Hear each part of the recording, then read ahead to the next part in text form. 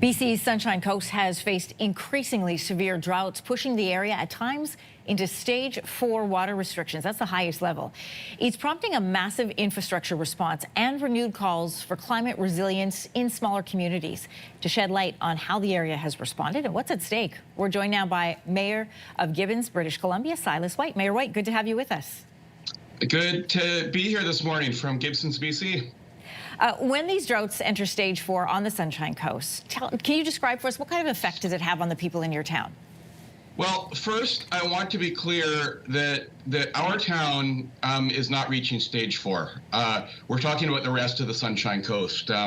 So I think maybe what I can provide you with this morning is a bit of a contrast to just water sources and water management from the town of Gibsons, which is the imagery that is being shown right now. It's from our town on the south end of the coast, which relies on aquifer water from groundwater, which has been found to be a very sustainable water source that we monitor, versus the surface water that most of the rest of the Sunshine Coast is reliant on, is coming from a lake called Lake Chapman, which is far to the north of what you saw on your map, and it's proven to be very susceptible to climate change and drought, and that's been about the last decade that's been going on, where it's becoming more of a regular occurrence that there are water shortages in the summertime.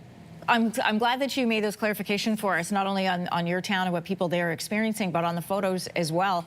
Let's talk about the contingency plans for the communities that draw from that single water source of Lake Chapman. What's in place when those water levels recede?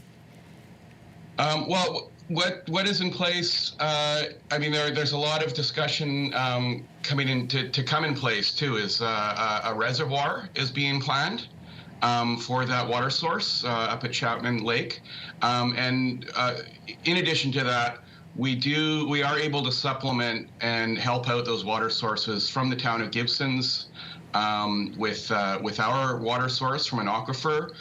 There are other wells on the Sunshine Coast also drawing from groundwater that help to supplement that main water source, which is important because, as I mentioned earlier, groundwater is not so susceptible to climate change. For sure.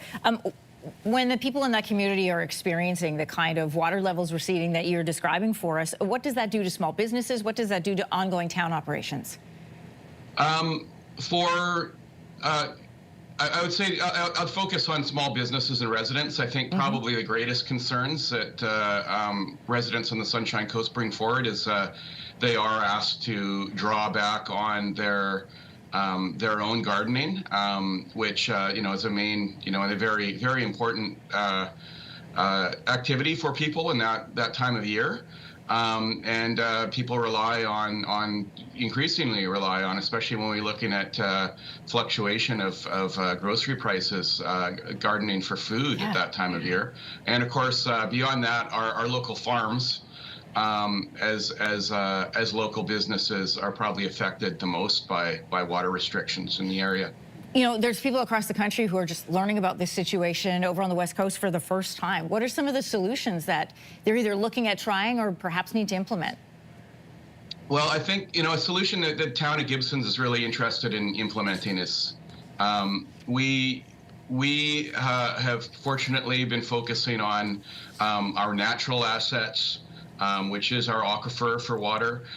We've got a natural asset strategy that we've been sharing across Canada, and other communities have adopted it too, to really consider assets that come naturally as important municipal assets to the equivalency financially as a water main or a sewer main or a dam, those kinds of way that we've treated infrastructure over the years. We're hoping to expand that approach regionally and provincially.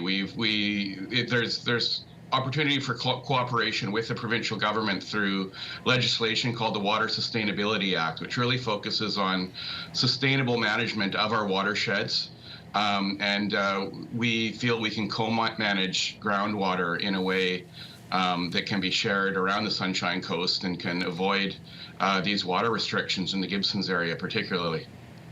Mayor White, I know it is very early out there in Gibsons this morning, just after 5 a.m., so I appreciate you joining us here on your morning. No problem. Yeah, it's an early morning, and I've got a lot to do today, so I'm going to get right to it. Well, I'm glad you catch up on my emails. I'll catch up on my emails before the day starts here for once. Well, I'm glad that we were at the top of your to-do list. Thanks so much, Mayor. Okay. Have a great day. You too. If you like that video, make sure to subscribe to the Your Morning YouTube feed, where you can find all kinds of new content posted every weekday morning.